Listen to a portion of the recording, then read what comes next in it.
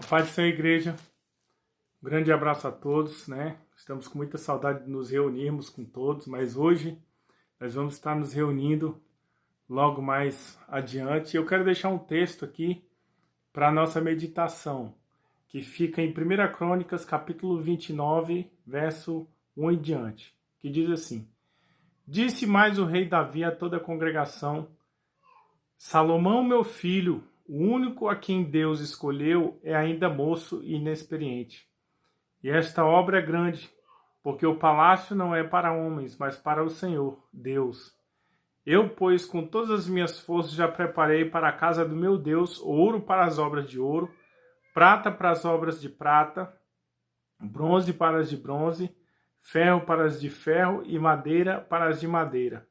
Pedras de ônix, pedras de engaste, pedras de várias cores, de mosaicos e toda sorte de pedras preciosas e mármore, e tudo em abundância. E ainda porque amo a casa do meu Deus, o ouro e a prata particulares que tenho dou para a casa do meu Deus, afora tudo quanto preparei para o santuário. 3.000 talentos de ouro, do ouro de Ofir, e 7.000 talentos de prata purificada para cobrir as paredes das casas. E mais adiante, lá no verso 12, ele vai dizer: Riquezas e glória vêm de ti, tu dominas sobre tudo, na tua mão há força e poder, contigo está o engrandecer e a tudo dar força. 14. Porque quem sou eu e quem é o meu povo para que pudéssemos dar voluntariamente essas coisas? Porque tudo vem de ti e das tuas mãos te damos. Esses dias eu postei uma palavra aqui que falava do pastor Luciano Subirá, que falava mais ou menos sobre a oferta. E eu quero perguntar para você, por que nós contribuímos? Por que nós entregamos os nossos dízimos, ofertas e primícias? Será que é só para, por exemplo, manter o aluguel do galpão? Será que é só apenas para fazer alguma contribuição social? Vamos analisar o que diz a palavra de Deus. Que, em primeiro lugar, nós devemos, conforme a palavra que foi dita aqui, nós devemos contribuir, porque é um princípio descrito na palavra.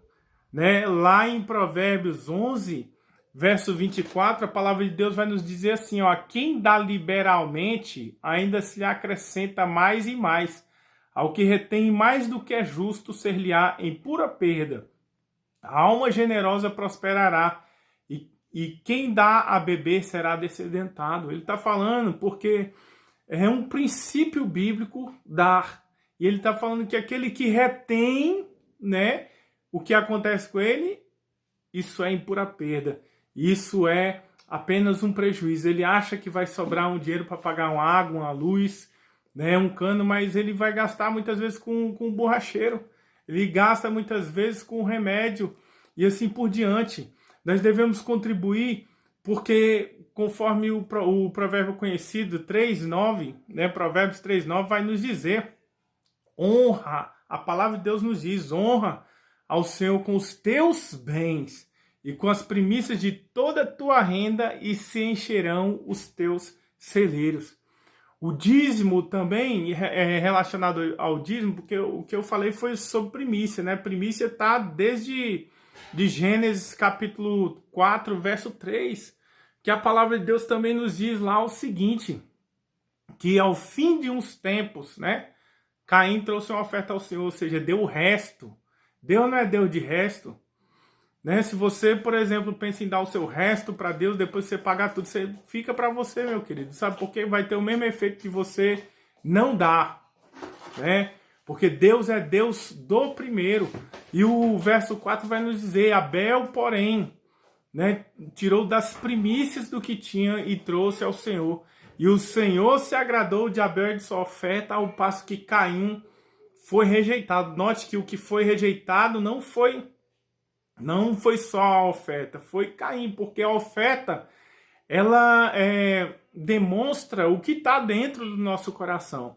Quem não entrega, não devolve seu dízimo, a sua oferta ou a sua primícia, ele também, além de fechar o bolso, ele também fecha o coração para Deus. E nós devemos ainda praticar o dízimo, a oferta e as primícias, principalmente nesse tempo de crise, nesse tempo em que nós não estamos tendo cultos na igreja, porque a obra da igreja ela não está restrita a quatro paredes. Nós sabemos que apesar, por exemplo, de não estarmos tendo culto lá, né, o aluguel não espera, né, não fala assim, não, né, você tá em crise, em quarentena, não está tendo culto, você não precisa pagar, não, a gente tem que pagar o aluguel, né, agora nós estamos precisando também pagar a parcela da bateria. Nós temos como propósito comprar o nosso lote, abrir trabalhos, né? Nós investimos em capacitação, em livros para os professores, né? E nós temos também o propósito de termos obreiros em tempo integral. E como que a igreja vai fazer isso se nós não contribuirmos? Algumas pessoas elas têm uma ideia errônea de acharem que igreja é só o templo, é uma localização geográfica. Não, meu querido. Igreja, no primeiro plano, né, eu e você, nós somos templos do Espírito Santo, mas só que o corpo de Cristo é a união dos templos, né? Nós temos uma história, nós temos uma ligação, estamos ligados uns aos outros emocionalmente, espiritualmente nós intercedemos, né? Todos aqui estão debaixo de uma cobertura de oração, de intercessão, né? Então vai muito mais além. E além disso, né, vocês não têm ideia de como e o quanto o número de pessoas que estão nos procurando nesse dia pedindo ajuda, de tal forma que esses dias eu tive que pedir ajuda lá para Bispa Carmen, para o Bispo Sandro, para nós estarmos tendo capacidade para atender a demanda. Vidas precisam de nós. E é nesse tempo de crise que a igreja ela tem que se mostrar firme, unida, né, contribuinte e obediente aos princípios da palavra do Senhor. Nós também devemos contribuir porque a obra de Deus é grande. Aqui no livro de Crônicas, capítulo 29, verso 1, ele vai dizer, Davi vai dizer, disse mais o rei Davi a toda a congregação: Salomão, meu filho, o único a quem Deus escolheu, é ainda moço e inexperiente, e essa obra é grande. Eu quero te falar, meu querido, que a obra de Deus não está restrita a quatro paredes. A obra de Deus é algo grande. Davi já via isso. E ele, justamente por ele ter esse desejo, essa visão de que a obra de Deus era grande, ele falou assim, o que eu faço, eu não faço para homens, mas eu faço para Deus, e para Deus tem que ser o melhor. Davi fala. Então, extraindo essa verdade para as nossas vidas, né, não dê o seu resto, porque isso aí vai ser em pura perda para você. E se você, né, der querendo reter, der sem alegria, fique contigo, meu querido. Mas se você ama a obra do Senhor, se você é grato por aquilo que Ele tem feito, e você não só conhece esse princípio, né, mas também pratica a palavra, não deixe de entregar, de devolver o seu dízimo, não deixe de contribuir, de obedecer, de honrar a Deus e as suas lideranças com a primícia. Não deixe de ofertar na obra do Senhor, porque ela não está restrita a quatro paredes. Embora nós, ainda que nós estejamos em casa não tendo cultos, nós temos as nossas obrigações, né, que temos que pagar e que não espera. Por que nós devemos contribuir? Porque Deus, ele merece o melhor. No verso 2 ele vai dizer: eu, pois, com todas as minhas forças já preparei para a casa do meu Deus ouro para as obras de ouro, prata para as obras de prata, e bronze para as obras de bronze, ferro para as de ferro, e madeira para as de madeira, pedras de ônix, pedras de engaste, pedras de várias cores, de mosaicos, e toda sorte de pedras preciosas, e mármore, e tudo em abundância. Então nós vemos aqui que Davi ele tinha um coração tão adorador que ele preparou do seu particular, do seu tesouro particular, ouro, prata, bronze. Ele preparou o melhor para ele, sabe por quê? Porque ele sabia que não tem como uma pessoa dizer que tem compromisso com uma obra só de lábios se ela não colocar a mão no bolso. Sabe por quê? Porque você recebe do que Deus envia sobre essa obra quando você se compromete com ela. E a única forma de você se comprometer é você devolvendo, né, a Deus os seus dízimos para que haja mantimento, sustento, né, não só do galpão, né, mas também das obras sociais que nós desempenhamos.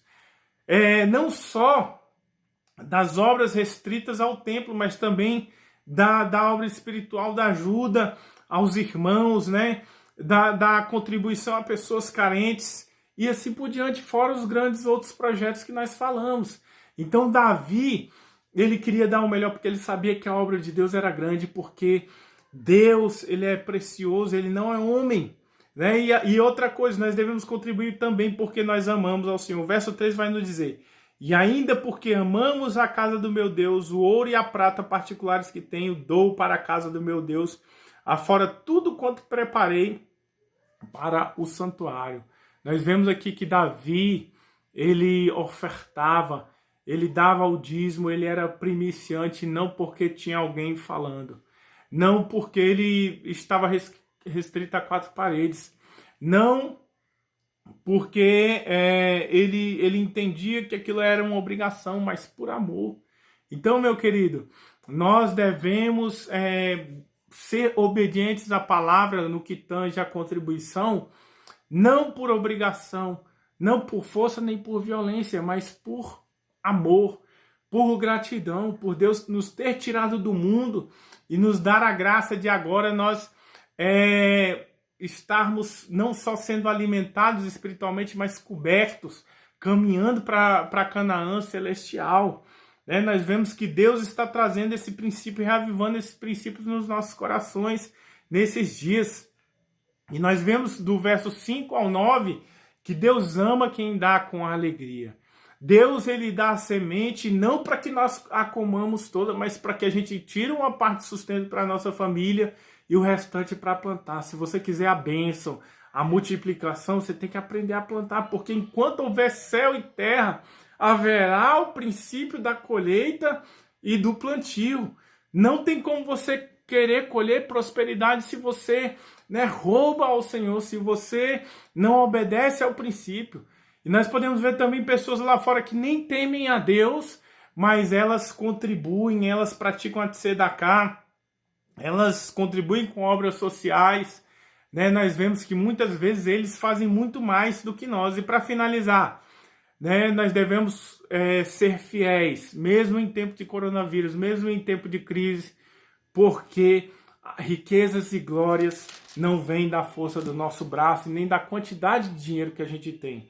Lá no verso 12, a palavra de Deus vai dizer: riquezas e glórias vêm de ti, tu dominas sobre tudo, na tua mão há força e poder, contigo está a engrandecer e a tudo dar força. Agora, pois, ó nosso Deus, graças te damos e louvamos o teu glorioso nome. Porque quem sou eu e quem é o meu povo para que pudesse dar voluntariamente essas coisas?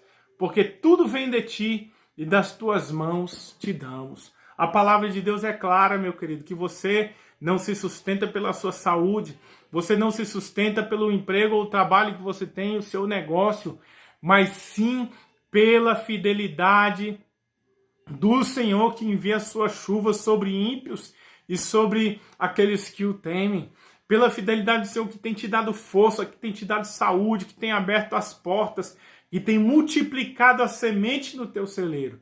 Então, eu finalizo aqui essa palavra dizendo o seguinte, que embora nós não estejamos nos reunindo no templo, no galpão, a obra de Deus precisa da sua contribuição para que ela vá adiante, para que ela não fique em dívida, para que nós consigamos pagar as nossas obrigações, para que nós possamos continuar ajudando aquelas pessoas que estão nos procurando.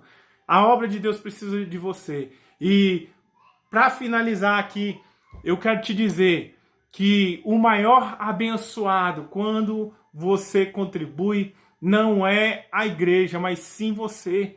É uma oportunidade que o próprio Deus te dá para que você veja não só a proteção, mas também a multiplicação de Deus na sua vida.